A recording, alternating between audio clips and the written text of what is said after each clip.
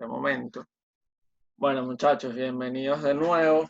El día de hoy, como saben, vamos a continuar con el módulo 2 del programa de formación Jóvenes Ciudadanos.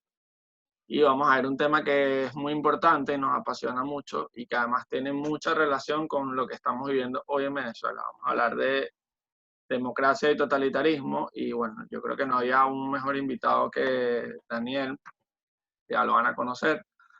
Daniel, además de trabajar dentro de un partido político en una posición muy importante como secretario juvenil nacional, recordemos que los partidos son fundamentales para que haya democracia. También trabaja desde Proyecto Base, que ya les voy a contar un poco lo que hacen en Proyecto Base, fomentando la democracia en un momento como este, donde la democracia en el mundo se ve amenazada. Entonces, bueno, gracias de nuevo a todos por conectarse. Yo sé que estamos haciendo un esfuerzo gigantesco por estar acá y eso en verdad lo valoramos muchísimo. Para que Daniel esté en contexto, los muchachos son entre noveno y quinto año y todos se postularon voluntariamente para este programa. Y nada, ya estamos en la mitad del segundo módulo del programa de formación. En el primer módulo ya vieron ciudadanía, liderazgo, derechos humanos, proyecto de vida. Y la semana pasada arrancamos el segundo módulo con objetivos de desarrollo sostenible. Así que, sin más que hablar, todo es tuyo, hermano. Un abrazo. Un abrazo, gracias.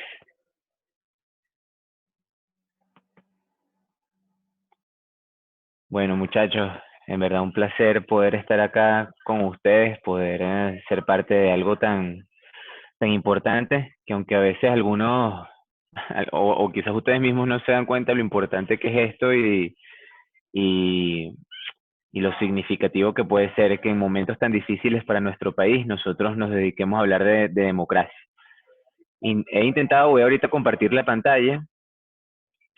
He intentado hacer una presentación que haga que ustedes no se duerman, ¿ok? Igual esto va a estar grabado, van a poder chequear nuevamente cualquier duda. Y bueno, utilicemos el chat y yo estoy pendiente de cualquier cosita que ustedes me digan, José Miguel, cualquier cosa, me avisen. Me confirmen, ¿se ve ahorita la pantalla? Sí, está perfecto.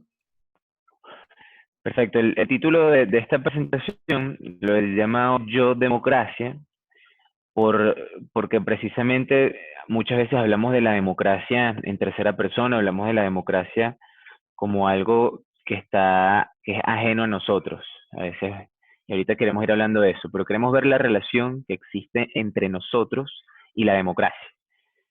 Para este momento, los temas importantes que vamos a hablar después de una pequeña introducción es precisamente de qué es la democracia, cómo podemos entender la democracia en nuestro país desde años anteriores hasta el sol de hoy, porque es importante recordar que el país no es nada más el momento actual. El país ha llegado a este punto también por nuestra historia y por quienes hemos sido los venezolanos, y vamos a hacer un repaso de eso.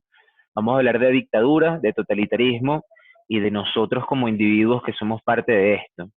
No se asusten, sé que son temas densos, vamos a hacer un repaso por cada uno de estos y yo espero despertar en ustedes la capacidad de conseguir o de poder buscar e indagar cada vez más en estos temas. ¿Les parece? Entonces, en este momento, hablando de lo que es la democracia, muchos la definen como un sistema, como un sistema de gobierno donde se participa, donde hay libertades, donde la gente puede ir a votar nada más. Yo no sé si los podremos escuchar ustedes en algún momento, José Miguel, o sigo yo adelante, pero me gustaría saber, o que por lo menos se hagan la reflexión de para ustedes. Si les pregunta a alguien hoy en día qué es democracia, ¿qué es lo primero que viene a su mente? Sí, o sea, si alguno quisiera hablar, podría pedirlo por el chat y, y yo le podría habilitar el micrófono. Sin embargo, creo que es un poco tedioso y algunos no tienen tanta buena calidad de internet como para habilitar el micrófono. Pero Vale, bueno. perfecto. Perfecto. Entonces yo voy haciendo aquí esto, pero sí los invito a reflexionar. Si a mí me preguntasen qué es la democracia, qué es lo primero que respondo, ¿no? se habla de esto, del sistema de gobiernos, donde hay cambio de presidentes, donde hay un parlamento, donde se dan discusiones y donde fundamentalmente se habla de que hay elecciones, donde la gente participa. Y otra pregunta es realmente a mí como persona, como individuo, ¿qué me importa la democracia? O sea, la democracia es algo que, que realmente me afecta, no me afecta, de qué formas me afecta y cuál es mi rol en la democracia. Manuel Caballero, un historiador venezolano de los más grandes, también en inglés, los invito a que lo busquen en internet.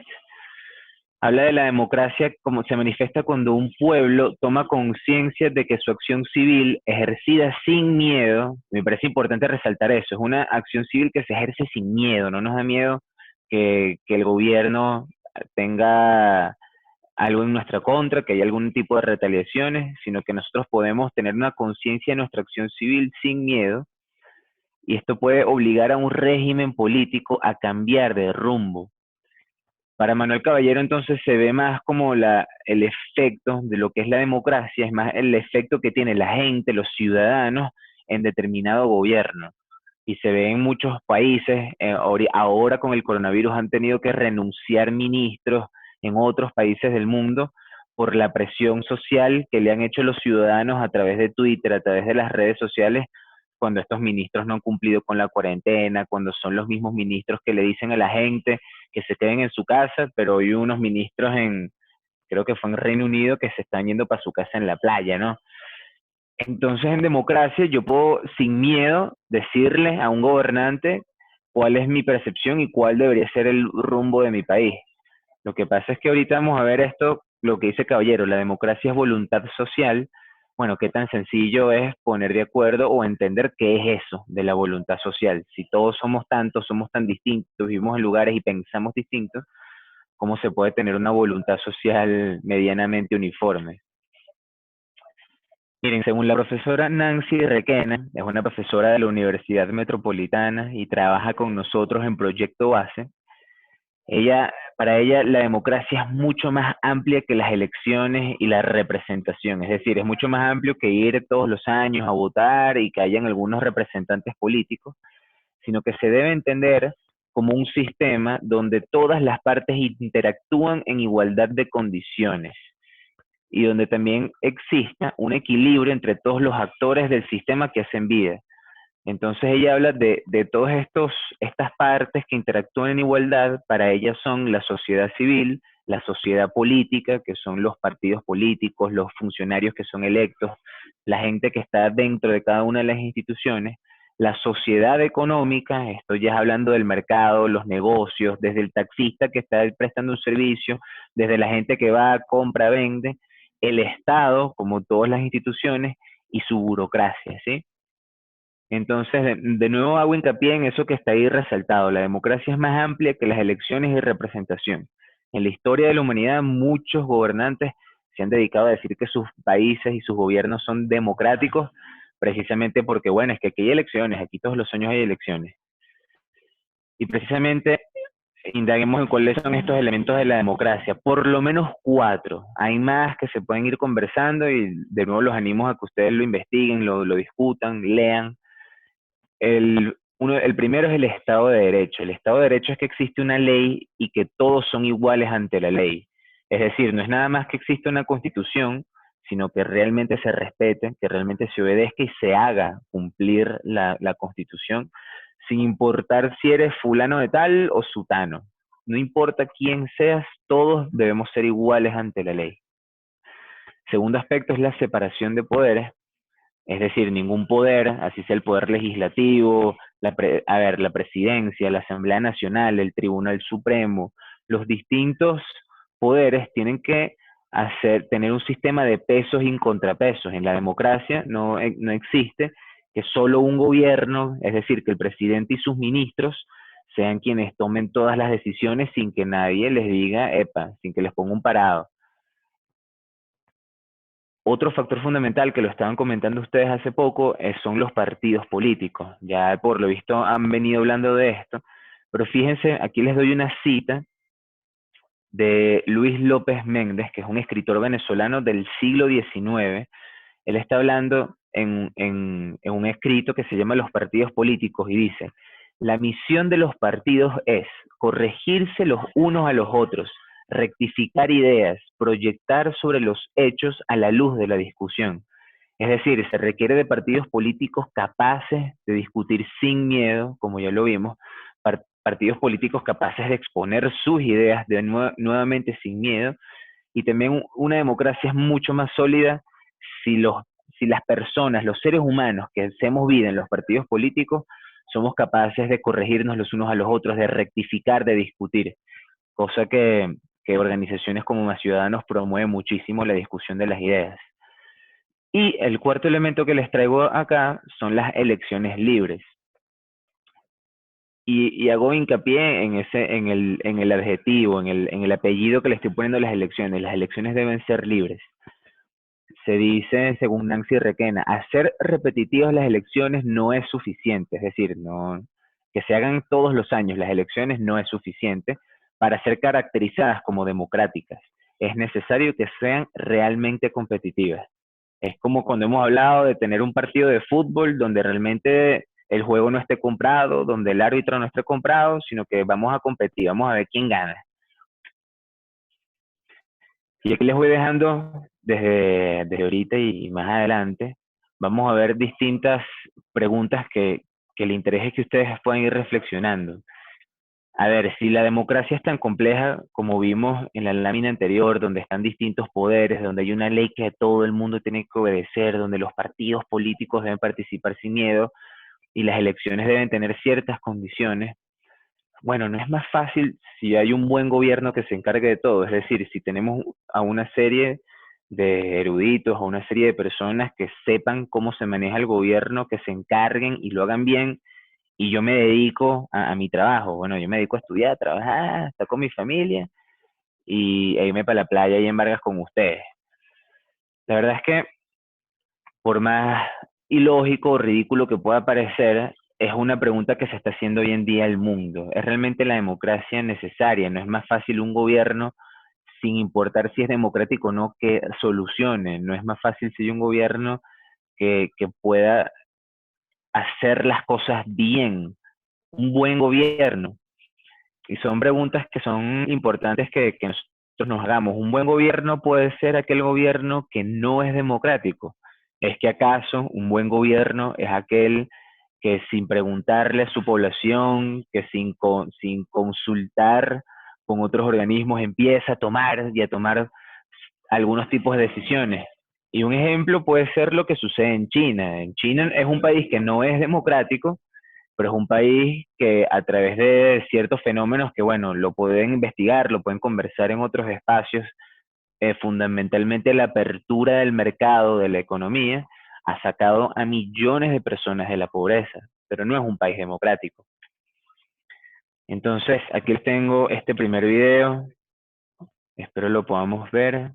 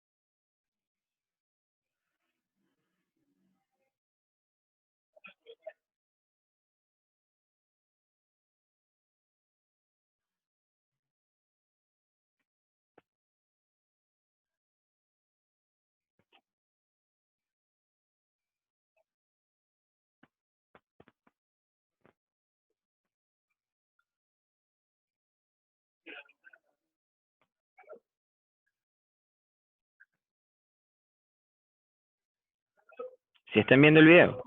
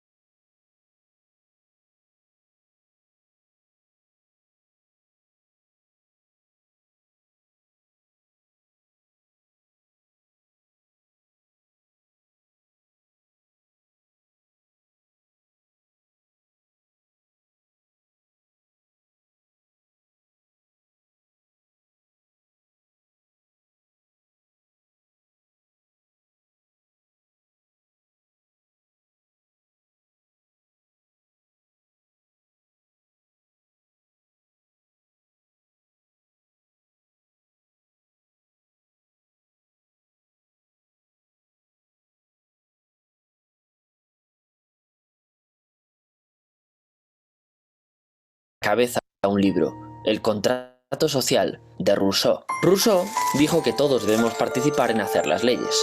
De lo contrario, no son leyes. Así que lo que hacían los reyes no eran leyes. ¿Cómo lo solucionaron? Quitando al rey. Ahora, ¿quién haría las leyes? Rousseau dice que para que una ley sea ley, todos debemos participar en hacerla. Pero hay varias maneras de que todos participemos.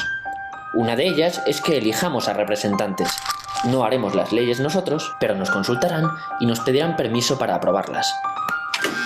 Pero los de abajo han dicho que sí. Ahora esto es una ley. Las repúblicas que nacieron por aquel entonces, como la República Francesa y los Estados Unidos, optaron por esta vía y se llamaron a sí mismas repúblicas de gobierno representativo. ¿Y quién podía elegir a los representantes?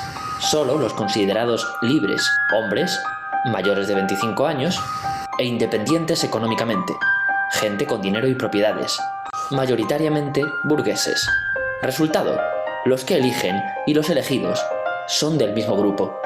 Así que la elección no es una conquista del pueblo, es una conquista de un grupo, de una élite. Espera, rebobinemos. Antes de la Revolución Francesa, el rey ya creó elecciones para que el pueblo eligiera representantes y no tener que negociar con millones de personas. ¿Te acuerdas de quiénes representaban al pueblo? Abogados, comerciantes, los burgueses. Exacto, los famosos burgueses. Así que los burgueses ni siquiera conquistan las elecciones, mantienen un método que ya habían usado algunos reyes. Era bastante obvio que un grupo había hecho la revolución para ellos solos. Tocqueville, el primero en estudiar la joven república norteamericana, dijo: no le temo al sufragio, la gente votará lo que se le diga. ¿Por qué? Porque si tienes que elegir entre varias opciones, quien tenga más dinero hará tan visibles las suyas que las convertirá en las únicas. Mientras, la gente empezó a exigir que pudiera votar todo el mundo, así que más y más gente empezó a acceder a la posibilidad de votar, el famoso sufragio universal. Pero tan centrados en obtener el voto, la gente se había olvidado de una cosa. Rousseau había advertido algo sobre los representantes. Para que una ley sea ley, todos debemos participar en hacerla. Si no la hacemos todos y elegimos representantes para que la hagan, necesitamos mecanismos para que nos hagan caso. Por ejemplo, poder parar en todo momento una ley que no nos guste. Si no creamos esos mecanismos, no tenemos el poder y no hemos elegido representantes, sino jefes. Y se puso muy pesado con esto.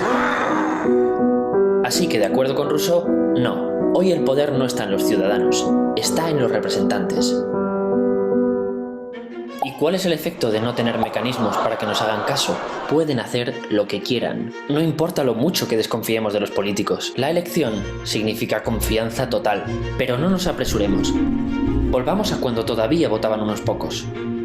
Entonces, los representantes eran conocidos personalmente por los cientos de personas que les votaban.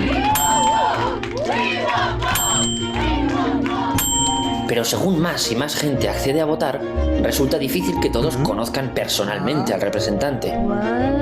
Entonces aparecen los partidos de masas, que clasificaban a la gente por ideologías. No importa la persona, conoce sus ideas.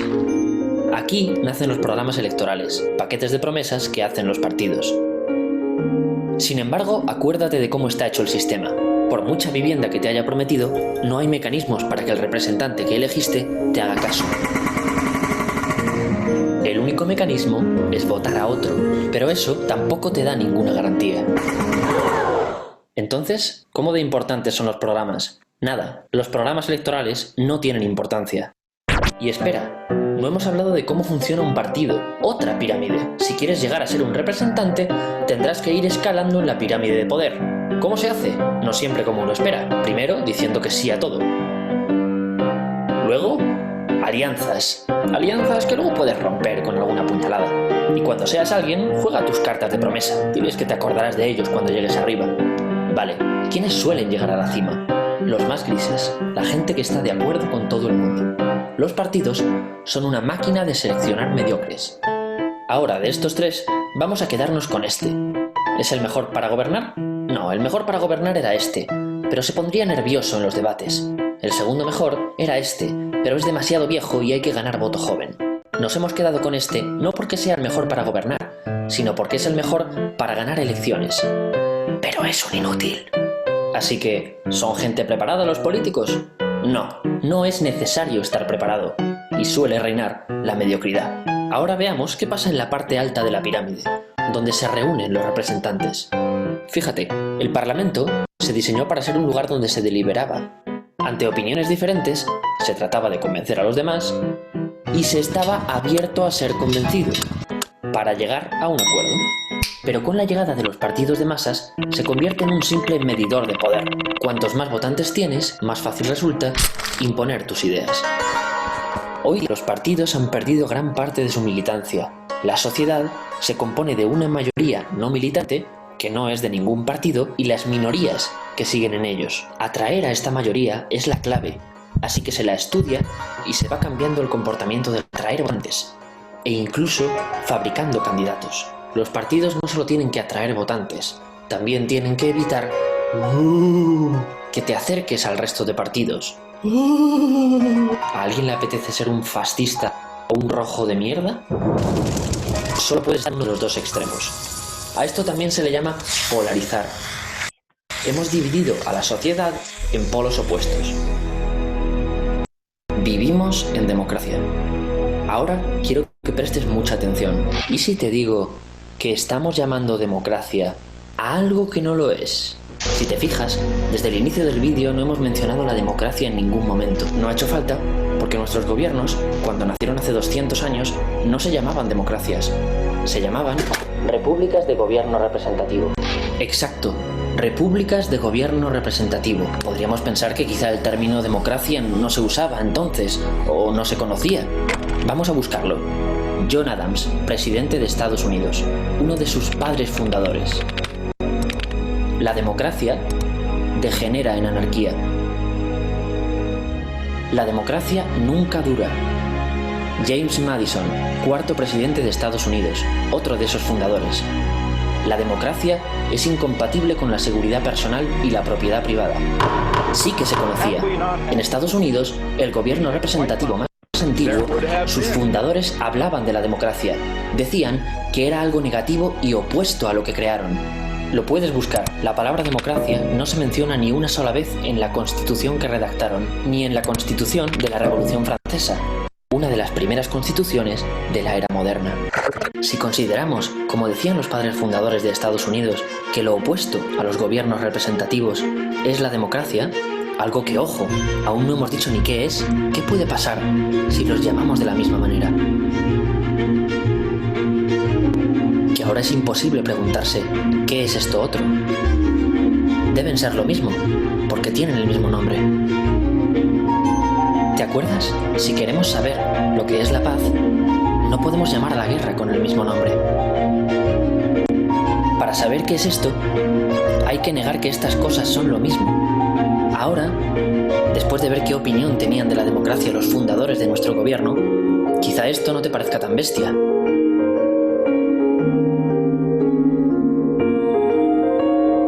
Bueno, igual sí que es un poco bestia. Bueno, por muy bestia que sea, es la única manera de preguntarse. Entonces, ¿qué es democracia? Como las cintas de antes, esta es una historia con dos caras. La cara A ya la conoces, los gobiernos en los que vivimos.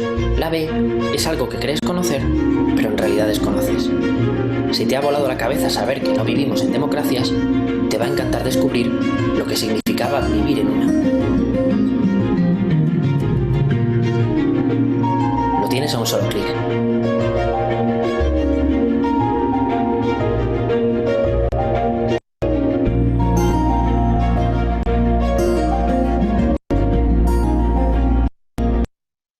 ¿Qué tal? ¿Me escuchan ahora?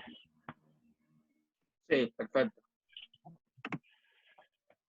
Bueno, buenísimo. No sé qué está pasando ahorita por sus mentes después de ver ese video. Es un video que, como ven, al final termina mostrando otra cara. También les invito a ustedes que lo busquen. Sin embargo, hace unos cuestionamientos y unas preguntas que muy pocas personas nos hacemos. Y a la misma vez, de alguna u otra forma, sí, le hace unas críticas al sistema representativo que usualmente hemos tenido. Y esa es la queja que hay hoy en día en gran parte del mundo. La imagen que ustedes ven ahí de fondo es una imagen del Parlamento de la Unión Europea, el Parlamento Europeo, que reúne a diputados, a representantes de cada uno de los países de Europa para sentarse, tomar decisiones, decidir, cuando que a veces la realidad es mucho más urgente. La realidad a veces nos pide que tomemos decisiones mucho más rápido. La democracia, sin embargo, la democracia no es perfecta. Y yo me hago esta pregunta, ¿es que acaso hay logros sin democracia? ¿Es que acaso hay países que han podido gobernar y han podido generar cosas buenas para la sociedad sin democracia? Fíjense, hoy en día en el mundo no democrático está el ejemplo de Rusia, es uno de los países más impacto tienen en la dinámica mundial. En el 2018, es decir, no hace mucho, se celebraron los Juegos Olímpicos de Sochi y se preparó y se generó el Mundial de Fútbol, ¿no? Y entonces es raro, porque este es un país que no es democrático, es un país que es muy criticado por las democracias en el mundo entero, y aún así, bueno, mira, fue la sede del deporte más bonito del mundo a nivel de todas las naciones compitiendo ahí. Miren, América Latina, una de los ejemplos más importantes de dictaduras que se han dado es en Chile, una dictadura militar de derecha, y esto es lo que dice hace poco, en el 2013, en términos históricos, es ayer. Las Fuerzas Armadas me salvaron. Ellos me salvaron de vivir bajo un régimen, una dictadura marxista. Pinochet salvó la vida de toda una generación. Eso es lo que dice este diputado, cuando que realmente el, la dictadura de Pinochet, la dictadura militar de Pinochet es muy criticada por los abusos en contra de la libertad de expresión y por la cantidad de muertos y desaparecidos que hubo en ese gobierno. Y en nuestro país, en esta imagen que tenemos acá a nuestra izquierda, se ve a Juan Vicente Gómez,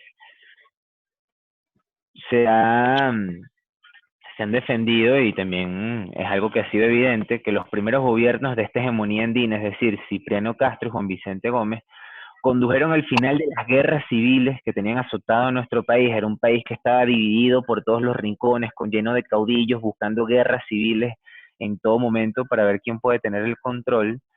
Pero los gobiernos de estos dictadores llegaron al fin de la guerra civil, a la paz, a la pacificación de la nación y la integración territorial. A quienes les interese esto, en Proyecto Base hay artículos de historiadores que hablan de estos momentos, ¿no? Había un momento del siglo XX donde Venezuela todavía no, o a finales del siglo XIX, no existía ese sentir de que somos venezolanos, sino que había una guerra constante. Y aquí les dejo esta imagen de un país no democrático donde se celebró esto, y eso fue un mensaje para el mundo entero. Y sobre todo Vladimir Putin, presidente, quien gobierna esta nación, le pudo decir al mundo entero que bajo su gobierno, de alguna u otra forma, esta es la Rusia que ellos han logrado obtener. Bueno, pero ¿qué se ha logrado en democracia? Quienes defendemos la democracia, ¿qué hemos logrado? Miren, en el mundo democrático, gracias a las luchas de distintos políticos a nivel mundial, se generó la Declaración Universal de los Derechos Humanos, que tengo entendido que ya ustedes han podido hablar de derechos humanos. No es poca cosa, para algunos es, bueno, una cartica, un papel que está escrito por allá por Ginebra. No, esto es lo que nos permite a todos los ciudadanos tener un apoyo, un sustento, sobre todo contra los gobiernos y contra cualquier tirano que quiera abusar de la sociedad civil. En América Latina, después de tantas guerras que vamos a ir viendo más adelante, después de tantos golpes de Estado, después de tantas dictaduras, hoy en día es impensable que en América Latina se dé un cambio de gobierno sin que haya unas elecciones legítimas, una vía electoral que sea en libertad, que sea realmente competitiva para acceder al poder. Si ustedes recuerdan en sus clases de historia, bueno, por ejemplo, Venezuela iba de una revolución a otra revolución, de un golpe de Estado a otro golpe de Estado. Eso en gran parte de Latinoamérica ha sido ya sustituido por elecciones libres. Y en Venezuela, la democracia, que en esta imagen tenemos lo que fueron los representantes del llamado Pacto de Punto Fijo, partidos políticos URD, COPEI y Acción Democrática, cuyos representantes ven en esa imagen, lograron de alguna u otra forma democratizar y darle conciencia política a la nación y tener un acuerdo de gobernabilidad. Hay gente que cree que el pacto de Punto Fijo fue un acuerdo para que, bueno, gobierno yo un añito, gobiernas todo el añito. La gente que piensa de esa forma es porque está buscando manipular la realidad, busca manipular la historia o simplemente no la conoce muy bien. Esto fue un pacto de gobernabilidad. ¿Por qué? Porque Venezuela venía de golpes de Estado, porque Venezuela viene incluso de un estado donde hay una guerrilla que intenta tomar el poder por la fuerza, donde las formas de gobernar de manera pacífica no existían. Entonces los partidos políticos, si se dividen, fácilmente, bueno, se acababa la democracia, que era el sueño de estos individuos, y no solo de estos individuos, el sueño de la sociedad por décadas de tiranía, por décadas de dictadura. Se logró esta masificación educativa, la industrialización e incluso una reforma agraria. Y aquí tengo esta foto, venezolanos comunes y corrientes que estaban celebrando el 23 de enero de 1958, porque era también un sentir nacional. Se logró que para los venezolanos nosotros llegásemos a añorar la libertad de expresión, a añorar la libertad política, a añorar ser capaces de como individuos, como personas, definir cuál es el rumbo que queremos para nuestra vida, para nuestra familia, para nuestros negocios, para nuestros colegios. Y eso es algo que inundó a mucha gente de felicidad en aquel momento. La democracia venezolana, bueno, comparándolo con estos elementos que les venía comentando, existió una ley donde todos eran iguales ante ella. Más adelante ya iremos hablando de qué pasó con esa ley, qué pasó con ese Estado de Derecho. Existió una separación de poderes, tanto así que cuando gobernaba un partido, como hubo el caso de COPEI, bueno, existían los demás partidos que eran su contrapeso en la Cámara de Diputados y en el Congreso, en la Cámara de Representantes y en el Congreso de los Diputados. No existía que un solo partido tuviese el control. Y algo que es muy importante, que no lo mencioné acerca del Estado de Derecho, es que los militares, la Fuerza Armada, los hombres verdes, ellos eran apolíticos, no tenían ninguna acción deliberante, ellos no tenían nada que decir, nada que opinar, ninguna decisión que tomar acerca de la política en Venezuela. Ellos tienen un rol fundamental que es defender la soberanía de la nación y ellos no se meten en discusiones políticas, ellos sirven a todos los venezolanos. Los partidos políticos, como les dije, no eran nada más dos. Hay gente que cree que es nada más Acción Democrática y COPEI. No, estaban AD, COPEI, URD, el Frente Nacional Democrático, el Partido Comunista Venezolano, el Movimiento de Izquierda, el Movimiento del Socialismo y más partidos políticos que no estoy comentando aquí, que siendo que el Estado de Derecho exigía partidos políticos y participación política, hubo algunos que por momentos decidieron alejarse de la participación política y dedicarse a la participación armada, a la lucha armada. Bueno, estos son en esos casos, bueno, ya enemigos de la democracia y la ley actuaba en esto para poder llevarlos a la arena política. Y un caso muy importante es el caso de Pompeyo Márquez, es el caso de Teodoro Pekov, que los invito a que lo busquen. Ahí lo pueden leer un momentico en internet. ¿Qué pasó con la vida de estos señores que pensaron que iban a tomar el gobierno por las armas y luego reflexionaron, incluso se han disculpado y han vuelto a dedicarse a la política? Y bueno, volvieron en su caso, ya ambos están muertos, volvieron a dedicarse a la política.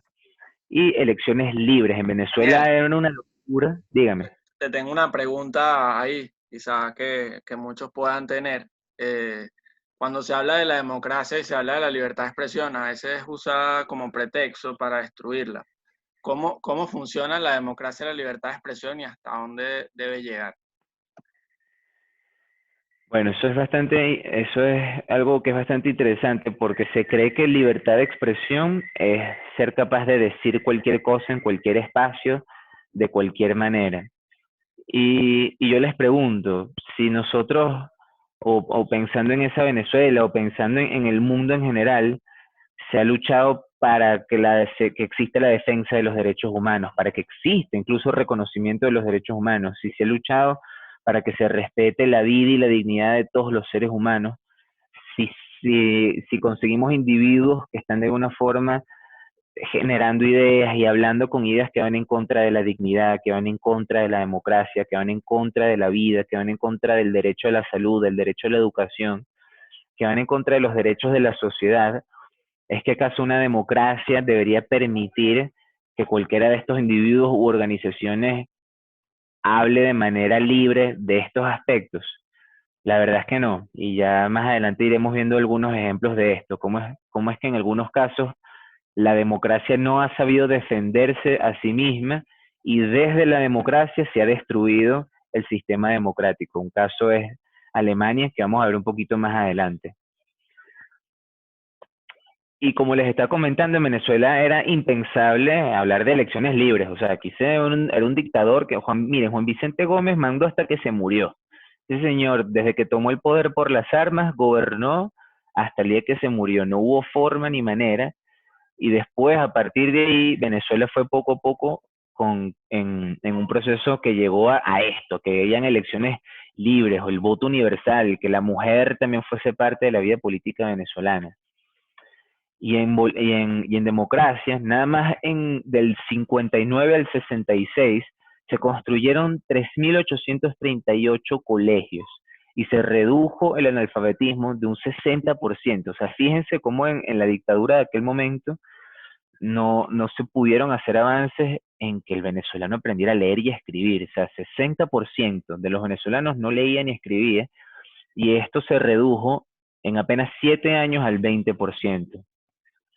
Y para ese momento, miren, Venezuela estaba gozando de una democracia pujante, que estaba teniendo estos logros que les estoy comentando, y en América Latina el contexto es que en el 59 Fidel Castro y la Revolución Cubana toman el poder por las armas nuevamente y se instaura una dictadura de izquierda en Cuba, una dictadura que incluso a nivel mundial llegó a ser aclamada porque se pensaba que era, bueno, una lucha heroica, una lucha contra la tiranía, pero por lo visto, cada vez que alguien pretende asaltar el poder por las armas, sin importar las vidas que estén en el camino, de alguna u otra forma, eso no termina bien. Hay algunos ejemplos en la historia que podremos comentar más adelante.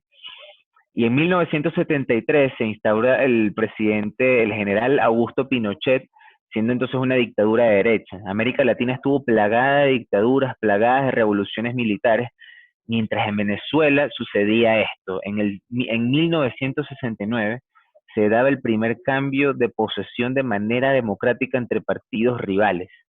Ahí no hubo triqui-traqui, no hubo guerra, no hubo conflicto. Ahí vino en este caso el presidente Caldera, asumió el poder, y la vida pública, social y económica en Venezuela continuó.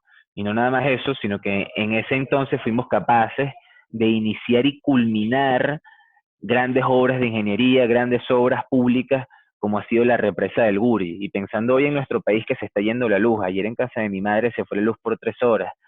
Y bueno, y no es secreto cómo se están viviendo hoy en día las situaciones en nuestro país. Pero en la democracia, donde hay balance de poderes, donde se tiene que respetar la ley, los casos de corrupción que evitan que estas obras se construyan son fuertemente penados.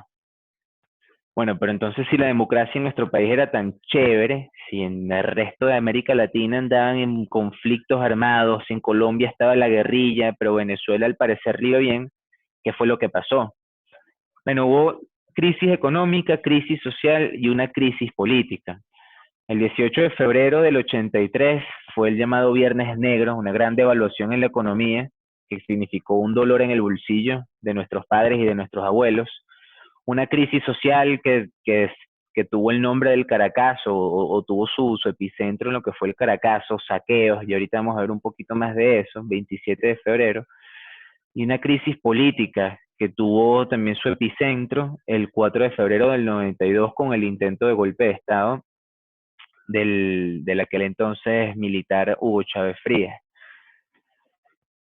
Cada uno de estos elementos tiene cierta explicación. Fíjense, la crisis económica, al agotarse el modelo que se inauguró en el 58, entonces ya aquí estamos hablando de un poco menos de 30 años después, ese modelo ya estaba mostrando que no era perfecto. Ese era un modelo que necesitaba de de adaptarse o de ajustarse a la realidad de cuán complejo era Venezuela, una Venezuela con muchos más habitantes, incluso con una migración de hermanos de Colombia, de Ecuador, de Perú, de otros países que estaban viniendo a la Venezuela de la prosperidad. Bueno, el modelo del 1958 no pudo de alguna u otra forma sostener todos estos cambios. Una crisis social, falta de confianza y participación. La generación de nuestros padres, o por lo menos la generación de mis padres, es una generación que participó muy poco, es una generación que no fue realmente de ciudadanos que defendiesen la democracia, de ciudadanos que participasen en partidos políticos. Era una ciudadanos que veían de lejos la política y le veían con asco. Y a veces con razón, porque la política, o no la política, sino muchos políticos, porque no fueron todos, se encargaron de empañar lo que es la vocación política y el trabajo en el gobierno. Y esta crisis política que les comento, que tuvo un epicentro el 4 de febrero del 92, dejó en claro que el apoyo de las Fuerzas Armadas al régimen democrático no era unánime. Es decir, no todos los militares están de acuerdo con lo que estaba pasando en el gobierno y ahí estaba pasando algo, ¿no? Y aquí sí hablamos del desgaste del bipartidismo como soporte del sistema político. A ver, el bipartidismo no es bueno ni es malo en sí mismo, sino que fue un modelo que en Venezuela se desgastó. Y aquí hay que tener cuidado cuando hablamos de bipartidismo, porque la verdad es que, como se los mencioné, existían ya varios partidos políticos, no eran nada más Acción Democrática y COPEI, sino que existían varios partidos políticos que hacían vida, pero los más fuertes eran estos dos, los que tenían más militantes, los que se dedicaron a recorrer más el país, los que tenían las ideas que se parecían más al venezolano de la época, por lo visto. Sin embargo, esto se fue desgastando y hubo quiebres dentro de este sistema. Y les hago esta pregunta, ¿y qué hizo la élite? O sea, ¿es que acaso fue nada más un problema de los políticos? Entonces hay que, de nuevo, vemos la democracia, vemos los gobiernos y la política de lejos, ¿o es que acaso hubo una élite? Y cuando hablo de élite, señores, no es nada más una élite económica, que es la gente que tenga más dinero, no, sino es la gente que tiene más acceso a la educación, es la gente que tiene más acceso a la discusión de las ideas, son quienes manejan los medios de comunicación, que es algo que es importante que se reflexione al respecto. Canales de televisión entrevistaban a quienes dieron el golpe de Estado y le daban plena libertad de expresión, que se conecta con lo que José Miguel estaba preguntando. En ese marco de libertades plenas, bueno, incluso se dieron ventanas para que ideas y personajes antidemocráticos pudiesen de alguna forma insertar esas ideas en una población que no la estaba pasando bien. Ya para finales de los años 80 en Venezuela la pobreza estaba aumentando, los barrios en todo nuestro país estaban creciendo como sectores autoconstruidos porque era la única solución que tiene la persona sin recursos, era bueno construir su propia casa. Y eso es algo que los gobiernos de aquel entonces y hasta el sol de hoy no han sabido responder. Es por eso que entonces lo hemos catalogado como la llegada de un Mesías. Se hablaba de que entonces el sector militar pretendía someter a la sociedad a un modelo castrense de obediencia ciega y el culto a un supuesto Mesías hacedor de milagros. Muchachos, y esto es importante porque es cuando los venezolanos en gran medida decidimos no asumir la responsabilidad de luchar por la democracia, ni luchar por nuestras vidas, ni luchar por nuestro trabajo, ni luchar por rescatar un sistema donde haya responsabilidad, donde se cumpla la ley, donde haya separación de poderes. No, no, no, no, no. Preferimos una vía un poquito más fácil, que es que, bueno, haya un señor, un mesías, un presidente, que sea aquel, mira, que se encargue, porque él me conoce, porque él se parece a mí, porque él habla como yo, porque él de paso no viene de los partidos políticos tradicionales que les estaba comentando. Y esto es algo que de alguna u otra forma, primero no es nuevo, segundo está pasando hoy en día en otros países, y tercero que nos ha terminado haciendo mucho daño. Siempre que la sociedad termine delegando todas sus funciones en un individuo pensando que es que él es el Mesías, la persona correcta, que no tiene nada malo, que va a ser capaz de defender los problemas, es muy probable que esta persona se corrompa en el camino. Y aquí les quiero hablar entonces de este momento, de este epicentro donde fuimos poco a poco los venezolanos de esta economía. Aquí el personaje que ven en esta imagen es Carlos Andrés Pérez, que en su primer gobierno vivió una época de bonanza increíble, y luego en su segundo gobierno es una persona que quiso cambiar las cosas porque Venezuela era otra. Venezuela ya no tenía tanta riqueza, Venezuela necesitaba un cambio de fondo estructural, y él de alguna forma lo intentó. Y les invito a que vean este documental, los que no lo hayan visto. Es Carlos Andrés Pérez Escap, 2 intentos, está en YouTube gratis, lo pueden ver por allá. Estoy pendiente en el chat para saber si se escucha o si no se escucha, ¿ok? Me avisan.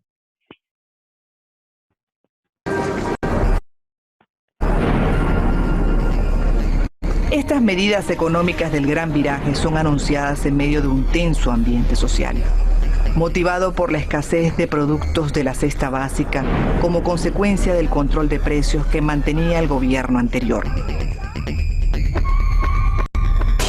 Cuando los precios se ponen por debajo de los costos de producción, van a desaparecer los productos. Nadie va a vender un producto por debajo de lo que le cuesta. Y era increíble lo que estaba regulado. El precio de una panela de hielo estaba regulado, el precio de una bombona de gas, el precio de un entierro. Había un precio para una arepa de jamón y queso, había otro precio para una reina pepiada y así, ¿no? La primera medida del programa de ajustes es el aumento de la gasolina. El gobierno de Pérez en general empieza con plomo en el ala por esa tragedia histórica que fue el 27 de febrero, que ocurrió a los 25 días de la toma de posesión de Carlos Andrés Pérez, que fue el 2 de febrero de 1989, ¿ok? Donde el programa económico no había empezado a aplicarse, porque no había tiempo. El único aumento fue de la gasolina, un mediecito, que la gente más bien se quedó sorprendido. Bueno, y este es todo el ajuste. Un día lunes, los transportistas adelantan el aumento de sus tarifas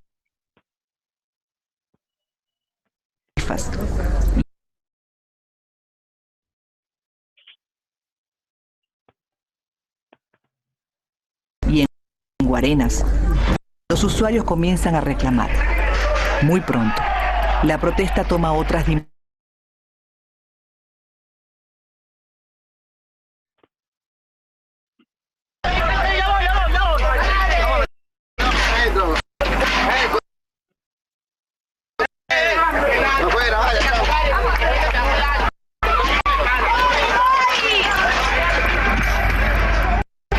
Lo que ocurre es inédito. El gobierno no reacciona, no aparece. Ante la falta de información oficial, los medios de comunicación transmiten los disturbios abiertamente. Ustedes pueden ver, en estos momentos están entrando al supermercado Central Mairense, donde se están llevando todo tipo de artículos alimenticios, de mercancía seca. La situación, ustedes pueden ver, la gente también ha saltado la parte de la carnicería. El martes 28 continúan los saqueos y solo es en la tarde que se impone un toque de queda. Las Fuerzas Armadas no lo pueden permitir, que minorías que no quieren entender esta situación aprovechen cualquier evento para desatar una ola de intranquilidad en toda la nación. El gobierno llama al ejército para restablecer el orden y asistir a la policía superada por los disturbios. Hay que recordar que el descontento del 27 de febrero y los días sucesivos no se dirigió contra ninguna institución del Estado, contra ningún partido político, no se dirigió contra el presidente, sino bienes de consumo. Y ahí participaron sectores sociales no solamente pobres.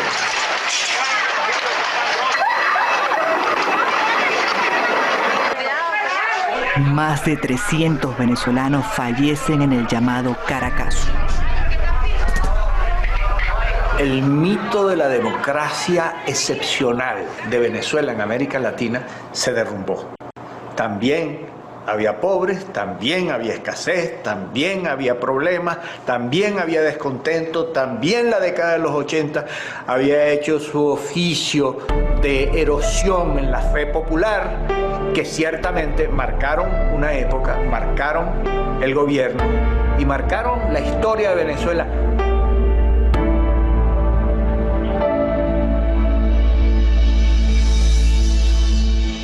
Me da la palabra a mí y yo, mi respuesta, le digo, mire, presidente, hemos tenido este hecho tremendo del 27 de febrero y entonces, no, nosotros podemos aguantar unos meses la toma de las medidas, yo puedo ir a renegociar con los organismos internacionales y entonces me interrumpe el presidente, me dice, ministro, un momentico, vamos a quedar claro lo que vamos a hacer.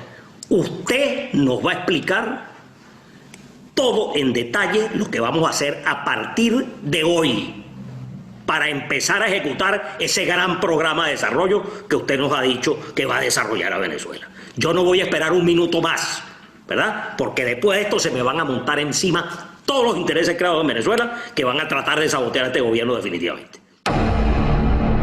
Ajustes económicos similares se han implementado en otros países, pero son novedosos para la Venezuela petrolera. El mismo presidente debe ahora desandar el camino que moldeó años atrás. Pérez adoptó una estrategia de shock. Se estaban tomando medidas para diversificar la economía y para liberalizar la economía después de muchos años de estatismo, de control absoluto de la economía por parte del Estado. Él trató de hacer muchas de las cosas que Venezuela tiene que hacer. Su problema era la forma de hacerlo. Y Carlos Andrés comprendió que el país tenía que ser productivo, tenía que reconvertirse, modernizar su economía, modernizar su fiscalidad, enfrentar los problemas reales de esa tremenda crisis de los 80, que se llamó en América Latina la década perdida. Entonces eso había que ir, y realmente iba a pasar por un ajuste de corto plazo, un ajuste de 6 meses, pero esos 6 meses iban a ser duros. Un viraje tan desafiante como el que se avecina requiere del consenso nacional. Lo que parece cuesta arriba, porque hasta en el entorno cercano a Pérez se han abierto fisuras. La escogencia que él hizo fue con estos jóvenes técnicos que eran muy calificados, pero que evidentemente muchos de ellos eran antiadecos.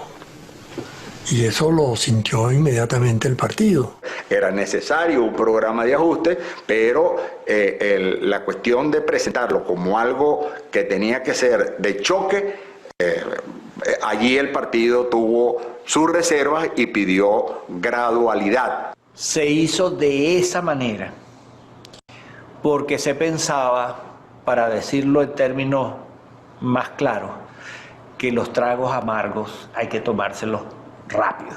Una de las grandes sorpresas mías en el gobierno era ver cómo grupos dentro de Acción Democrática eran más hostiles al gobierno y más rechazaban y repudiaban la reforma que la oposición muchas veces. Comenzó una lucha fratricida dentro de Acción Democrática entre lo que se llamó en aquel momento el perecismo y el lucichismo, que llevó al partido a un estado de intolerancia mutua. Yo creo que eso, bueno, muchachos, le hizo un daño terrible. Acá. Esto también es de nuevo con la intención de que ustedes puedan ver esto más adelante, vean todo el documental, vean los demás documentales que hay de este gran director Oteiza, donde se puede entender un poco más de la historia de nuestro país con estas herramientas de lo que es un documental periodístico. Ok, entonces habiendo entendido por lo menos parte de lo que fue ocurriendo en nuestro país, como una crisis tan grande social, económica, política, afectó directamente al sistema democrático de la Venezuela de aquel entonces, también cabe preguntarse, bueno, pero es que todavía hay crisis social, todavía hay crisis económica y todavía hay crisis política. ¿Qué fue lo que ha pasado? Y más adelante vamos a ir viendo esas preguntas. Pero miren, les hago esta otra. ¿Cómo está la democracia en el mundo actualmente? En este mapa, que está un poquito pixelado, ven todos estos países de verde, hay algunos cuantos que tienen unos punticos rojos o que están de rojo, y quiero darles un chance de que piensen, ¿qué expresa este mapa? ¿Qué creen ustedes que dice este mapa? ¿Cuál es la diferencia entre los países que están en verde y cuál es la diferencia o cuál es su diferencia con los países que están en rojo? Bueno, fíjense, la realidad es que todos los países que están coloreados de verde son los que se autodenominan democracias. Son todos esos países, ustedes los buscan en Wikipedia, los buscan en cualquier enciclopedia, los buscan en las páginas oficiales de esos gobiernos y todos se autodenominan democracias. Incluso Corea del Norte, Corea del Sur, no sé si conocen lo que ocurre ahí, y la división que existió en Corea. Pero la realidad, y vamos a hablar más adelante de eso, es que Corea del Norte es una dictadura, pero de las dos Coreas, esa es la que se llama República Democrática de Corea. La otra es la República de Corea del Sur.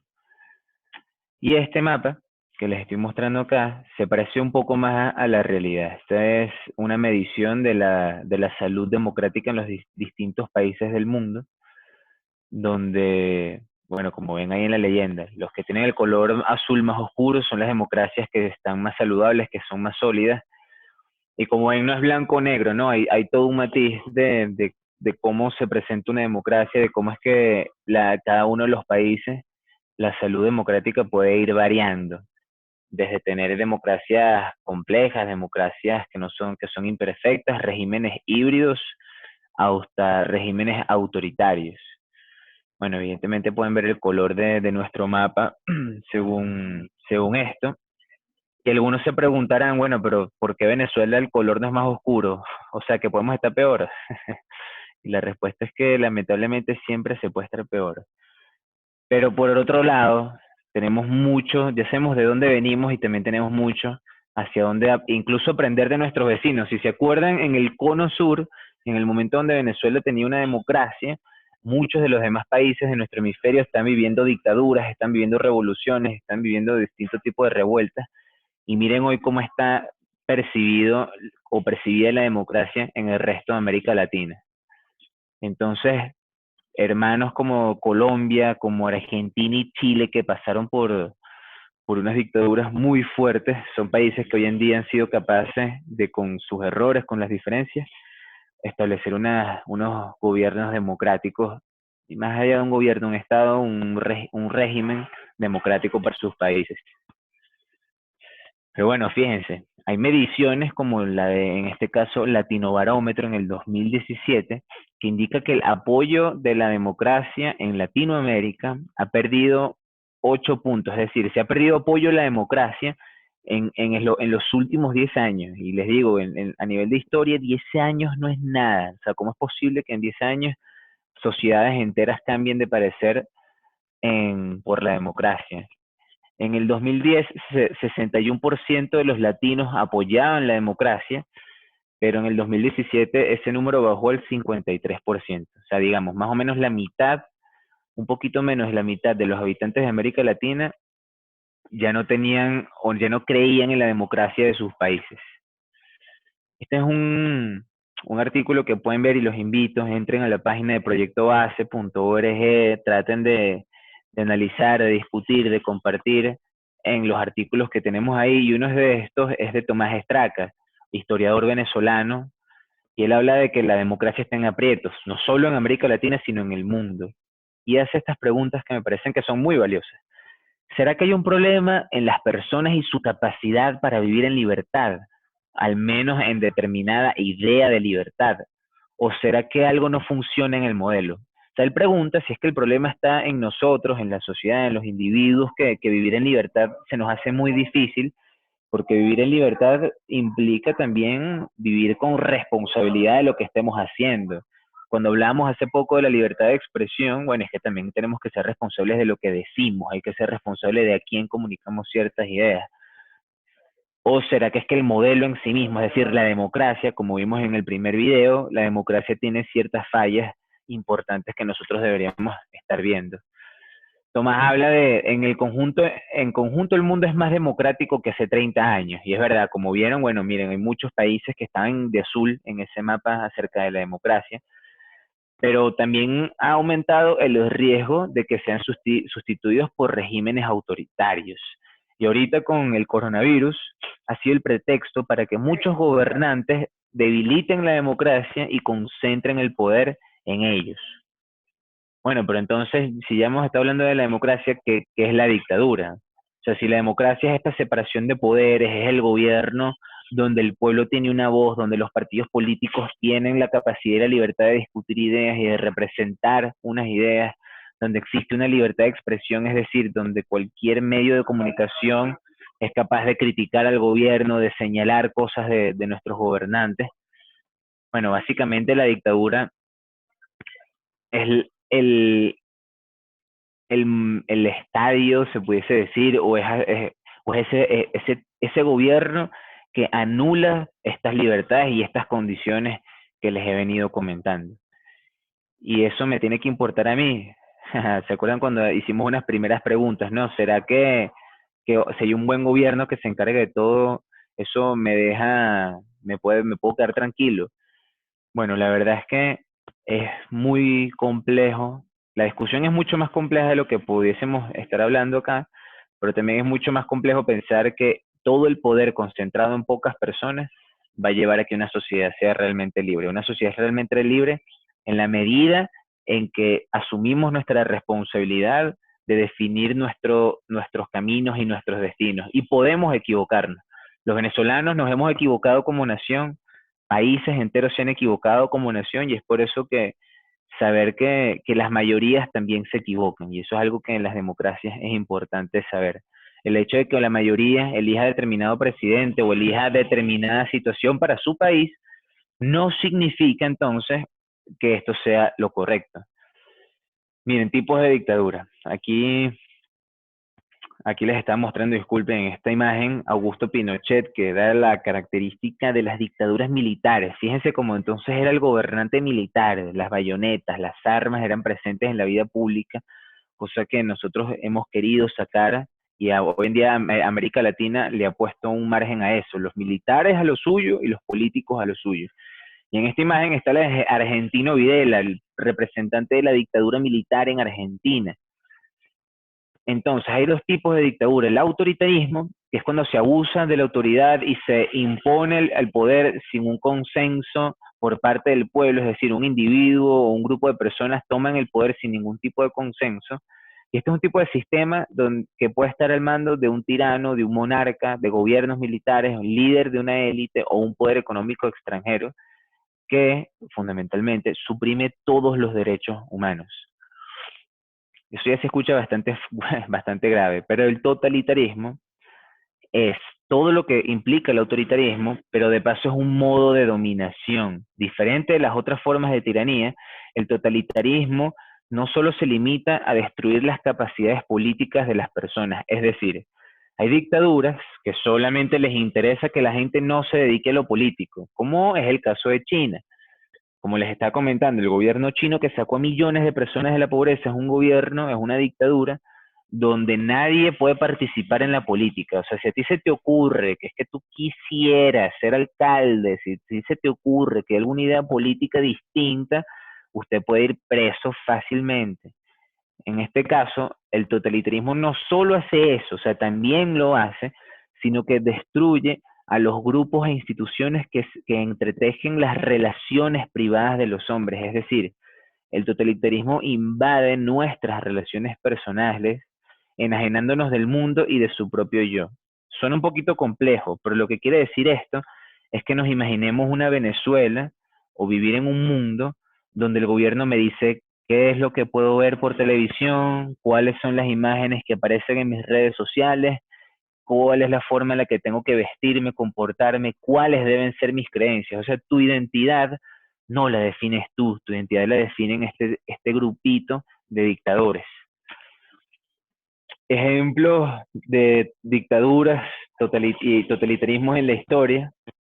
El Chile de Pinochet que les comenté, se registraron por lo menos 28.259 víctimas de prisión política y tortura.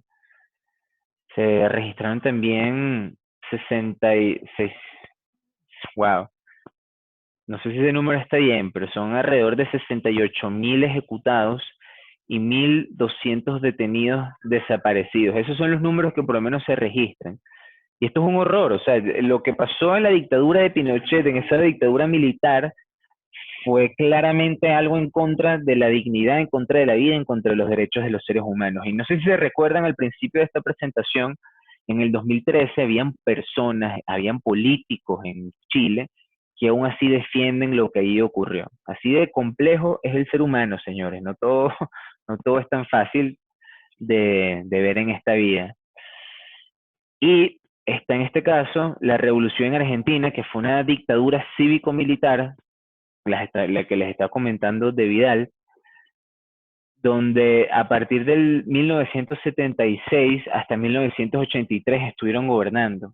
Y esta es una de las, y la imagen que ven ahí es la forma en la que eran reprimidas las protestas en aquella dictadura. Imágenes que nosotros hoy en día como que no nos hace mucho eco porque tenemos las nuestras muy presentes, imágenes de la represión, pero la represión y el abuso no es algo nuevo en la historia del ser humano. Y la Alemania nazi, espero que algunos conozcan acerca de esta realidad, y los que no, también los invito a buscar videos en YouTube, videos en cualquier espacio, para saber qué fue lo que pasó ahí. La Alemania nazi, después de que Hitler fuera nombrado canciller, y fíjense esto, ¿no? Hitler llegó al poder de manera democrática. Después de que Hitler llega al poder de manera democrática, el 30 de enero de 1933, su partido comenzó a eliminar toda la oposición política y a consolidar su poder. Y iremos hablando de esto. Pero es importante que sigamos haciendo la pregunta. Entonces, ¿se deberían evitar las dictaduras? ¿Por qué? Bueno, es que claro, lo que me ha mostrado en este momento Daniel acerca de las dictaduras es algo muy feo. Pero como les dije, todavía hay gente que defiende la dictadura de Chile, todavía hay gente que habla bien de la dictadura en China, sobre todo hoy, y es algo que sería bueno pensar, bueno, ¿por qué? Vamos a ver este video rapidito acerca de lo que en efecto Naim, del venezolano Moisés Naim, se habla como los ingredientes para un sistema autoritario. Nuevamente estaré pendiente si no se escucha.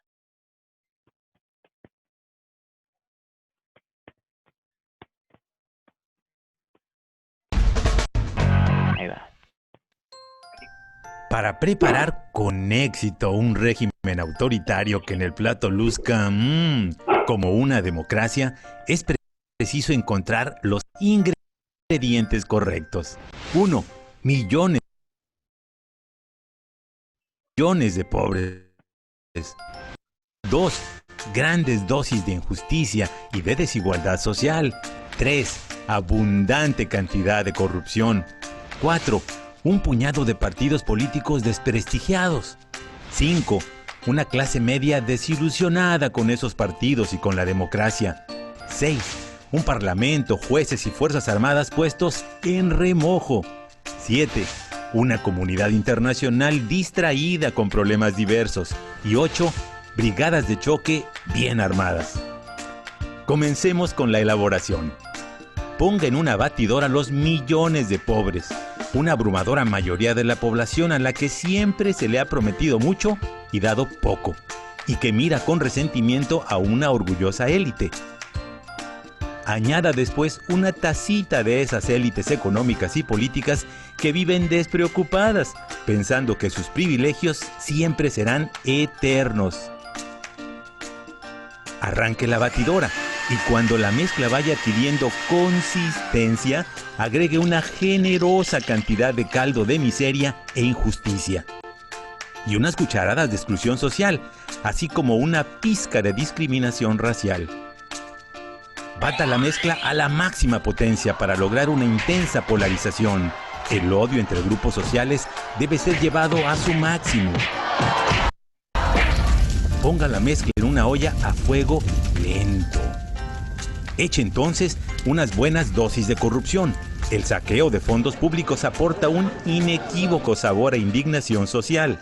¡Estamos hartos! Consiga unos partidos políticos desprestigiados y agréguelos también, cortados en pedacitos pequeños. El descrédito y las divisiones de los partidos tradicionales de América Latina es un elemento esencial para que nuestra receta tenga éxito. Para equilibrar la intensidad de la mezcla, agregue varios puñados de ciudadanos de la clase media, hartos de los partidos políticos y que juran que nunca volverán a votar.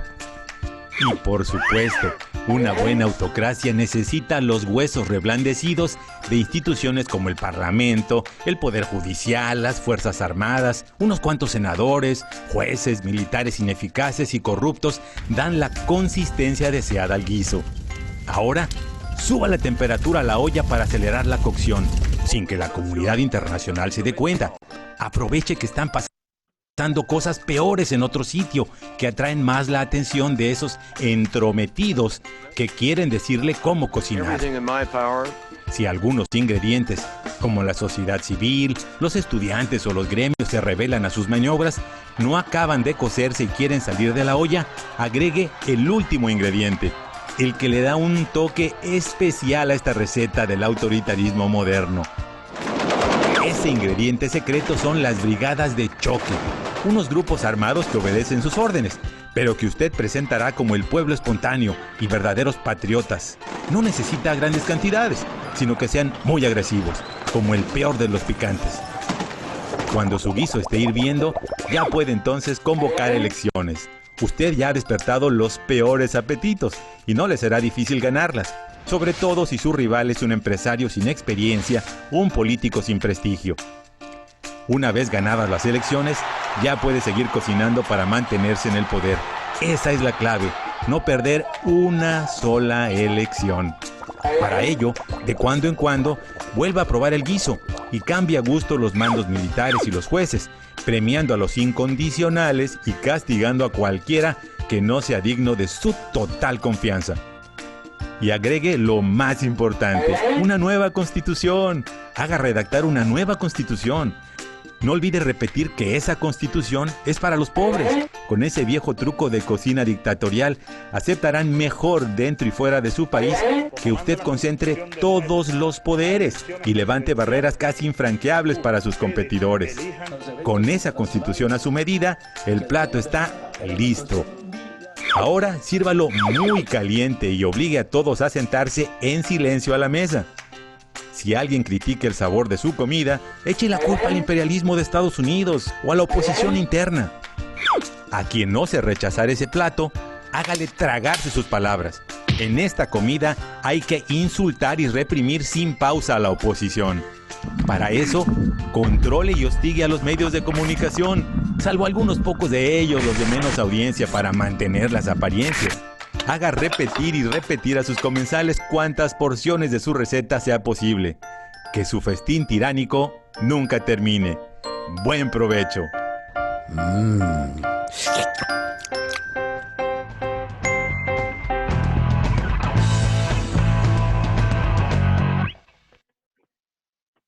Bueno, de nuevo ustedes van a tener acceso a todos estos, a la presentación, van a tener acceso a los videos, a todo lo que hemos estado viendo acá. Pero sí, incluso haciendo rápido la salvedad, ese video está titulado Los ingredientes para un sistema totalitario, pero la verdad es que es para un sistema autoritario. Ya les hablé un poquito de las diferencias que hay entre uno y otro. Se los está comentando por acá. Son dictaduras, pero tienen distintas intenciones. Y en el caso de Venezuela, nosotros hoy en día hablamos de dictadura, y es importante entender por qué, entender incluso los cuestionamientos que hacen las personas que dicen que no es una dictadura. Pero aquí se ve en este caso cómo no existe una clara separación de poderes en Venezuela. En cambio, lo que tanto nos ha costado en Latinoamérica y a Venezuela en particular, que es dejar a los militares a un lado del poder, en Venezuela de nuevo se ha militarizado la política. Son cada vez más los militares que tienen espacios de poder, son cada vez más los militares que son gobernadores, que son ministros, que tienen espacios de toma de decisión. Y fíjense en la imagen de la derecha, bueno, aquí se habla de unas elecciones. Yo no sé qué le está pasando a esos venezolanos que dicen que Venezuela hay una dictadura. Aquí, mire, aquí hay unas elecciones y con el 67% de los votos, bueno, ganó el señor Nicolás Maduro, ¿no? Y como vieron en el video y como hemos estado hablando, muchísimas veces estos regímenes tratan de utilizar las elecciones como una fachada, como un disfraz de que hay democracia. Y como les dije, como lo hablamos desde un principio, las elecciones no es la única forma, las elecciones no es el único medidor para que en un país haya democracia. De paso hay que ver cuáles son esas elecciones. Acá No sé si... te comenta Ariana que el video es una auténtica realidad de lo que está viviendo en Venezuela. Y siendo sincera, me da rabia al saber por lo que pasamos y cómo siguen jugando con nosotros. Yo agregaría que esa receta pareciera que fue Venezuela durante los años 90 y a veces nos preguntamos cómo llegamos a esto y creo que el video nos aclara mucho la respuesta. Sí, tal cual. Y entiendo, Ariana, la rabia que te da, chama. A mí también. Y da dolor saber que cómo está nuestro país después de eso. Pero el objetivo de esta conversación que estamos teniendo no es solo para quedarnos con la rabia, ¿no? Sino entender cómo llegamos ahí, pero de paso cómo podemos el día de mañana ser capaces de sostener una democracia y desarrollo en nuestro país. Y aquí en la imagen que está al fondo se ven los diputados en el Parlamento, en nuestra Asamblea Nacional en el año 2017, que es el punto de quiebre donde las fuerzas democráticas en Venezuela empiezan a catalogar al régimen de Nicolás Maduro de dictadura, porque fue el momento donde el Tribunal Supremo de Justicia, a las órdenes del gobierno, de nuevo vemos que no hay separación de poderes, decide y emite una sentencia donde entonces ellos van a empezar a legislar o a tomar los roles de la Asamblea Nacional. Ya estoy viendo por acá el chat, disculpen muchachos que no lo había podido ver antes. Igual voy a seguir pendiente, voy a dejar ahí la ventana del chat abierta. Entonces, viéndolo otra vez a la luz de lo que hemos estado comentando, en Venezuela hoy hay un Estado de derechos, ¿todos somos iguales ante la ley o es que la ley favorece a veces a algunos, favorece a otros? Es que yo puedo fácilmente ir y denunciar, demandar en un tribunal a algún militar. ¿Es que acaso hay separación de poderes en nuestro país? ¿Realmente hay pesos y contrapesos? ¿O es que todo lo que diga el dictador se va a tomar en cuenta? Los partidos políticos, ¿en qué condiciones operan en nuestros partidos políticos? ¿Cómo es que están hoy en día la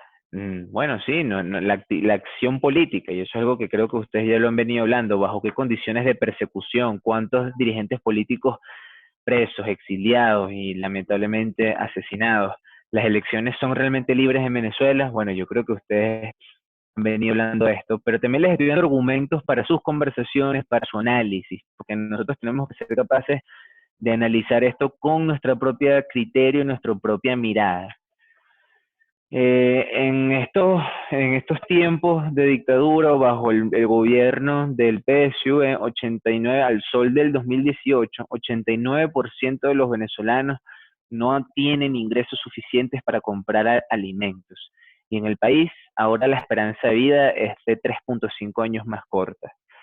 Eso, de nuevo, también llena de rabia, de dolor, de frustración, pero también nos da a entender cuán importante es que a pesar de que la democracia es imperfecta, que a pesar de que en la democracia hay corruptos, que a pesar que en la democracia siempre van a haber personas que traten de aprovecharse de eso, no significa que la respuesta entonces es que la dictadura lo va a hacer mejor. Y a pesar de que en Venezuela, durante el gobierno de Chávez, que no es catalogada una dictadura, importante hacer esa aclaratoria, pero durante ese gobierno, con pretensiones claramente antidemocráticas, el precio del petróleo estaba encima de los $100 cada uno de los barriles, y con eso, bueno, en Venezuela se hizo mucho, pero al parecer no se hizo nada cuando lo vemos hoy, porque las cosas que se invirtieron en esa época, en verdad no se invirtieron en el desarrollo, porque si no hoy en día todavía lo tendríamos. Fíjense que la represa del Guri, que se construyó hace décadas, es lo que todavía aguanta un poquitico el sistema eléctrico de la nación. Si se hubiese invertido, bueno, lo que se hizo en años de la democracia todavía estaría ahí. Y eso es lo que queremos nosotros en política para nuestro país. De nada sirve un populista que te gaste unos reales pintándote todas las casas si el día de mañana con una lluvia se nos van a caer.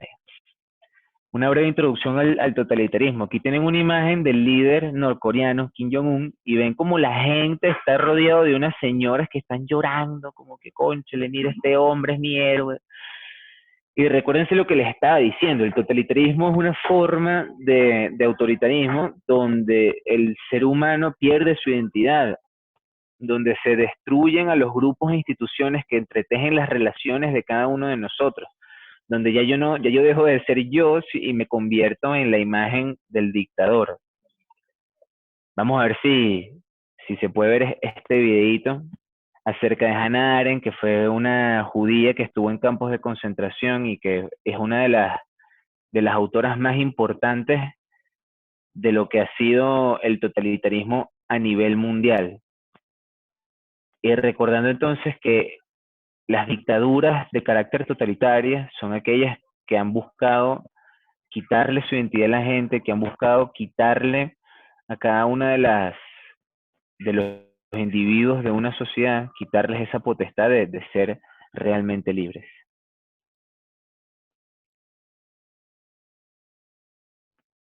Vamos a ver si el videito funciona. Un poquito de paciencia.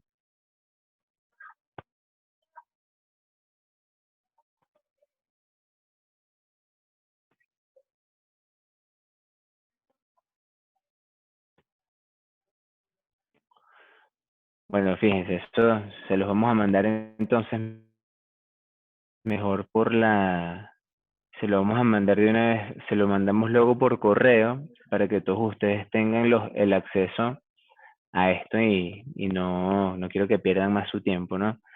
Pero esto es una explicación a través de la Alemania nazi, donde cada una de las personas se parecen a lo que hay en la imagen, ¿no? Se trata de eliminar la individualidad de cada uno, que todos tengan un mismo uniforme, que todos seamos igualitos. Y en este caso se identifica un enemigo externo, que es el pueblo judío. Los elementos del totalitarismo, el terror como mecanismo de dominación. Entonces aquí lo que les está comentando, se habla de un enemigo, pero de paso se habla de formas en las que tú no tienes participación en la vida pública porque el miedo a que te lleven a un campo de concentración donde te asesinen, donde te puedan o que te encierren, es muy grande. La propaganda y el sistema educativo para adoctrinar. Nuevamente se utilizan entonces todos los colegios, se utilizan todos los medios de comunicación para hablar de una realidad que no existe. En el caso de la Alemania nazi, se hablaba de la amenaza de los judíos, se hablaba de la supremacía de la raza aria, se hablaba de cómo entonces el alemán tiene que luchar por ser una raza superior y es por eso que tienen que ir en contra de los enemigos, que en este caso fundamentalmente eran los judíos, pero también eran muchas personas. Y con ese discurso se convenció a muchas personas, y cuando digo muchas personas son millones de alemanes, estaban convencidos de que Hitler tenía la razón y que todos los demás tenían que morir, tenían que ser asesinados. Había una presencia del Estado en la totalidad de la vida de todas las personas. Todos estaban convencidos de que el gobierno y ellos eran uno y que estaban en esta empresa de la supremacía alemana. Y se manipula la legalidad. Como les dije, Hitler es un ejemplo de alguien que llegó al poder a través de elecciones, a través de la democracia y destruyó la democracia desde dentro. Él no llegó con un golpe de Estado y fue capaz de modificar la Constitución, de modificar las leyes para ser el líder supremo que generara toda esta serie o que liderara todos los crímenes que cometieron los demás. Fíjense qué interesante, este es el saludo que ellos hacían. Muchas personas se burlan hoy en día de eso, pero habla de cómo se trataba la sociedad como unos robots. O sea, se deja de tratar al ser humano como un individuo con su dignidad, se le despoja eso.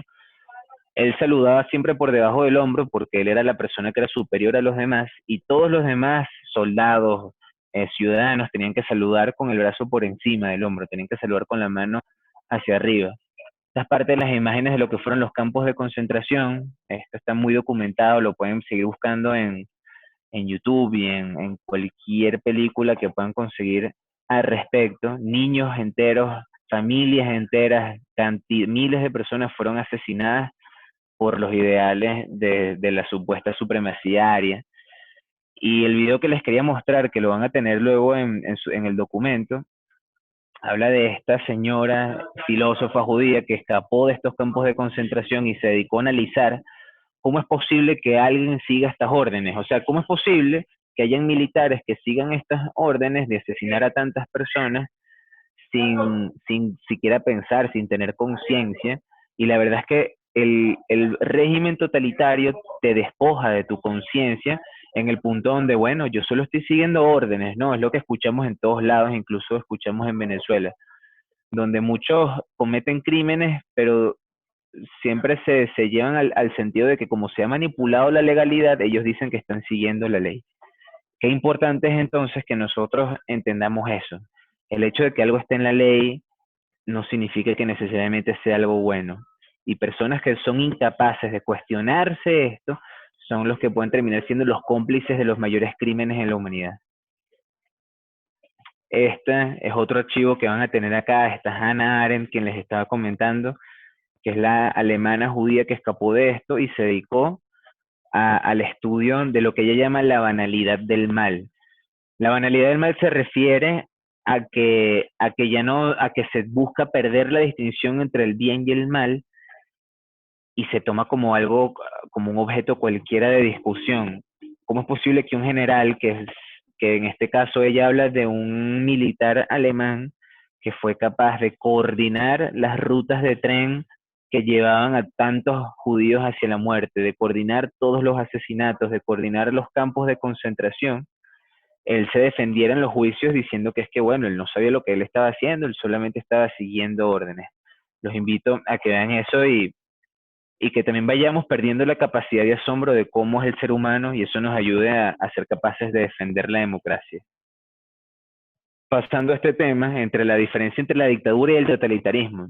La realidad es que puede existir dictadura sin totalitarismo, que es el caso de China, pero no puede existir un totalitarismo sin dictadura, ¿ok? Es importante tener eso claro y es por eso que hay una distinción importante entre qué es una y qué es otra.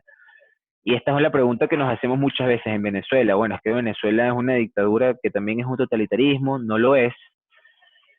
Y hay opiniones encontradas. O sea, se lo puedes preguntar a muchas personas y cada quien te dirá su posición. Pero fíjense, por ejemplo, esto es hoy, esto no es hace 40 años. Hoy en Corea del Norte nada más se admiten cerca de 14 cortes de cabello que dice el gobierno. O sea, usted se quiere cortar el cabello distinto, usted se quiere, no sé, se quiere pintar, se quiere hacer cualquier cosa, el Estado incluso impide eso, porque al Estado le interesa que el ser humano sea despojado de su dignidad, de su individualidad y de su conciencia, que usted sea otro más de ese montón. En cambio, en Venezuela todavía no estamos a un punto donde le digan a la gente cómo se va a cortar el pelo, pero sí existe esta gran persecución y represión e injusta cárcel para quienes participan activamente en la vida política. Y está el diputado Juan Requesens, otro joven más, que en estos momentos, bueno, ya tiene más de 600 días preso, y aquí está, bueno, el ministro de Maduro dando declaraciones de ellos tratando de pintar una realidad que es una realidad que no existe. Sin embargo, fíjense lo que hace el fenómeno del chavismo en Venezuela, ¿no? Cuando hablamos de que todo el mundo esté vestido igual, de que todo el mundo piense igual, ellos llevan esa idea del uniforme a otro nivel. Entonces aquí todo el mundo o está de rojo o está vestido de militar, o las dos, como estamos viendo. Entonces, en mi caso, yo soy de los que defiende que el régimen de Maduro es una dictadura de naturaleza totalitaria, y es por eso que hay que tener muchísimo cuidado con lo que estamos viviendo y hay que ser capaces de seguir luchando. Y a eso ya estamos culminando esta sesión, pero esa es una gran pregunta. ¿Qué puede hacer un demócrata en dictadura? ¿Qué puede hacer cualquier venezolano que quiera luchar por la democracia viviendo en un régimen como el que estamos viendo, ¿no? Y para mí el gran resumen es no ser un idiota. Sé que puede parecer extraño, pero la palabra idiota realmente no solo significa estúpido, sino que también es referirse a estas personas que no se ocupan de lo que sucede en la vida pública, no se ocupan de la política, son las personas que creen que la democracia, que la política, que la dictadura, que los políticos son ajenos a sus intereses, son ajenos a su hogar, son ajenos a sus decisiones. Y lamentablemente el mundo nos ha demostrado que los seres humanos somos muy frágiles ante las tentaciones dictatoriales, ante las tentaciones totalitarias. Entonces cualquier individuo que esté gobernando no puede sentir que tiene plenas libertades porque está rodeado de una sociedad idiota.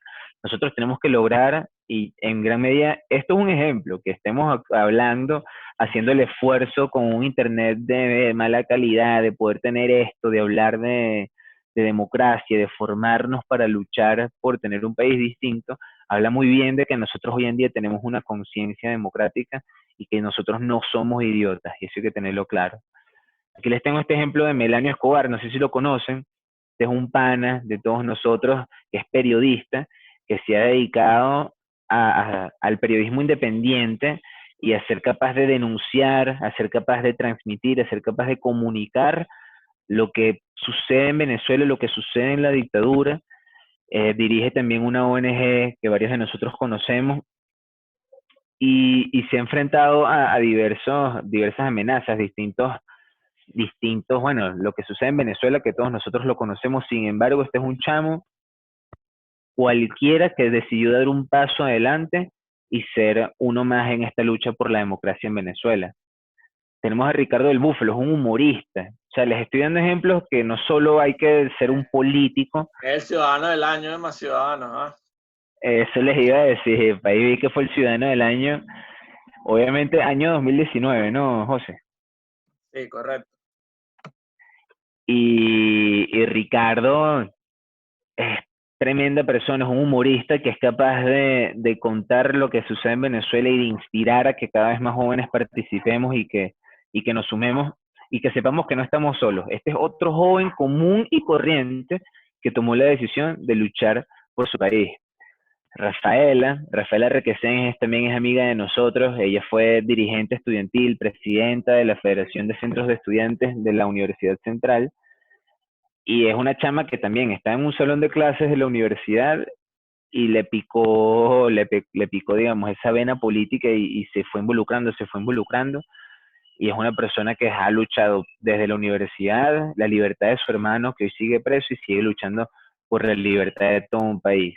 Esta es otra chama común y corriente como todos nosotros, que ha tenido la valentía suficiente y ha visto que no está sola en esto, que quiere seguir luchando por un país distinto. Y este es mi pana Néstor, disculpe que no tengo otra foto donde se le vea más la cara, pero esta es una foto reciente, por todo el tema del coronavirus, está con esa bandana. Néstor es coordinador del Partido Primero Justicia en Carabobo, y de paso dirige comedores donde se alimentan todos los días a 300 niños.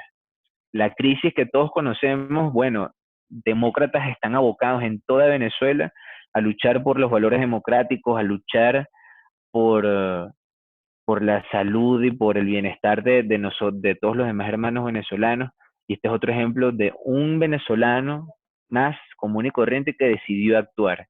Imagínense si fuésemos más los venezolanos que siguiésemos el ejemplo de Melanio, de Ricardo, de Rafaela, de Néstor, y que eventualmente podamos llegar a celebrar, como en aquel momento celebraron los venezolanos de 1958.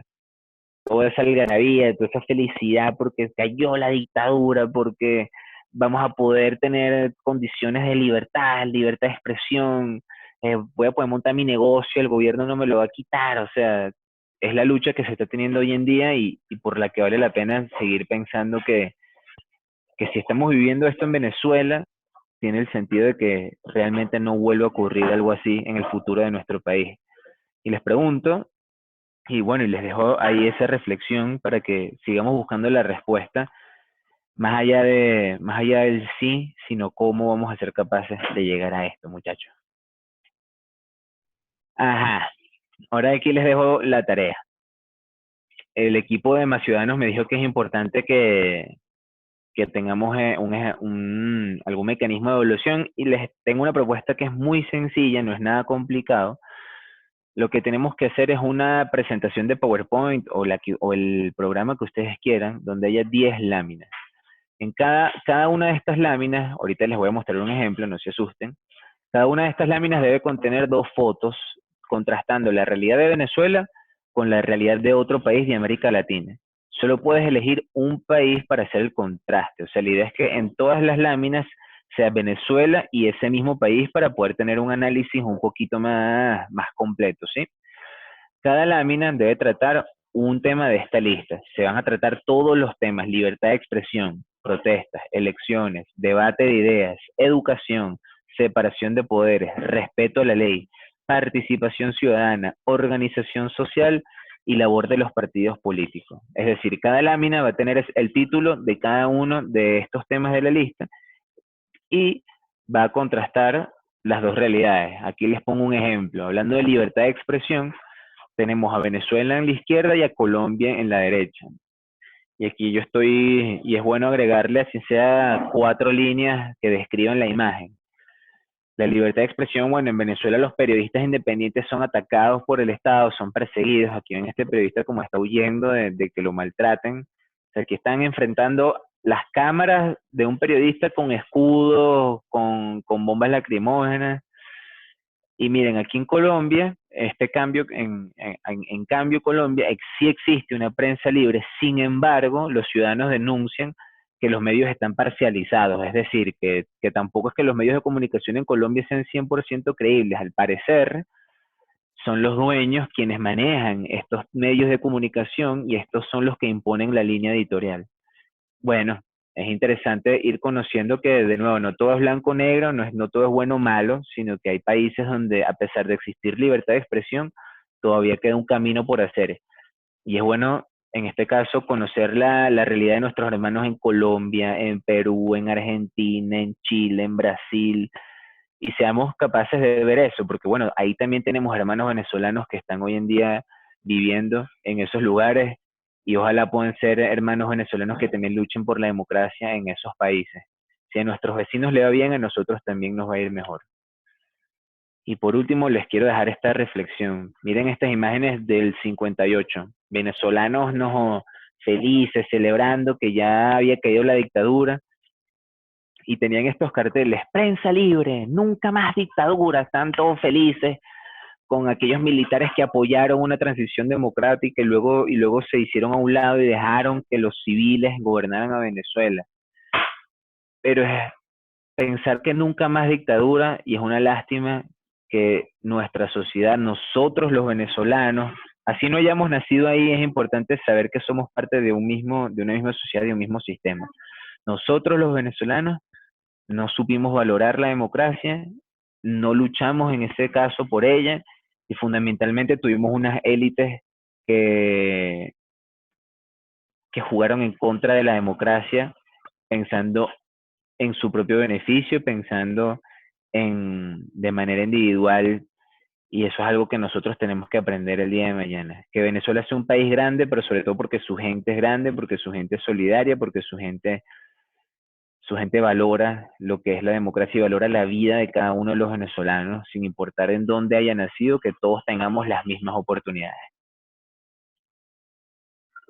Aquí les dejo para que sigamos en contacto las redes de Proyecto Base, que sigamos en contacto, que nos puedan ver @Proyecto Base, tanto en Instagram como en Twitter, con toda la información que compartimos. Y esta es mi información personal. Con muchísimo gusto podemos estar interactuando por las redes sociales, podemos contestar sus preguntas, hablar de cualquier proyecto que ustedes tengan. Y listo, muchachos, un abrazo y de verdad gracias por la oportunidad del equipo de Más Ciudadanos. Bueno, Daniel, quería agradecerte nuevamente por la disposición que tuviste, por la clase, creo que estuvo increíble. Y bueno, aunque el tema del internet hoy en Vargas está complicado, como te comenté, vamos a grabar esto, ya está grabado y lo vamos a publicar. Yo quería terminar con una reflexión. Giovanni Sartori, que es un teórico muy importante, dice que la democracia es varias cosas, pero también dice que la democracia es un ideal que se construye todos los días y al cual nunca, como todo ideal, vamos a llegar, que hay que trabajar todos los días por ello. Yo creo que eso es algo de lo que tenemos que reflexionar mucho y aprender, porque la democracia no solamente significa libertad, significa mejor calidad de vida, significa poder expresarnos y poder vivir de manera digna como persona. Entonces, con eso yo quisiera cerrar la clase. Daniel nos va a enviar toda la información, la presentación, los videos para poder hacérselos llegar a través del correo y de Google Classroom. Y nada, con eso nos despedimos. Qué orgullo que hoy, un viernes de Semana Santa, hayan jóvenes interesados en formarse. Algunos no pudieron conectarse, pero igual han estado muy pendientes por el grupo. Así que, bueno, Daniel, me despido. Gracias por todo y un abrazo grande. Y bueno, espero que pronto terminemos esta cuarentena. Así es. Gracias a ustedes, muchachos. Un abrazo.